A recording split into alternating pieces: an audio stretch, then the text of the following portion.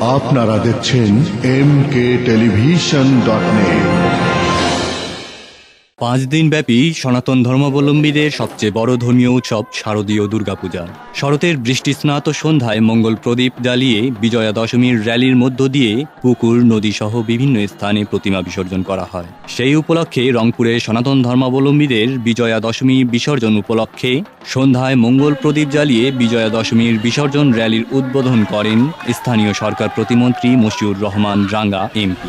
এর আগে বিকেল থেকেই নগরীর বিভিন্ন এলাকা হতে ট্রাক যোগে প্রতিমা সহ ভক্তরা বিভাগীয় কমিশনার কার্যালয়ের সামনে সমাবেত হয়। পরে র্যালি নগরীর প্রধান সড়ক প্রদক্ষিণ শেষে নগরীর মুলাটোল পুকুর, ঘাঘট নদী ও মাহিগঞ্জ পুকুর সহ বিভিন্ন স্থানে বিসর্জন দেয়। মঙ্গলবার প্রতিমা বিসর্জনের মধ্য দিয়ে পূজার সকল আনুষ্ঠানিকতা শেষ হলো। নিপুণ সাহা, mkTelevision.net।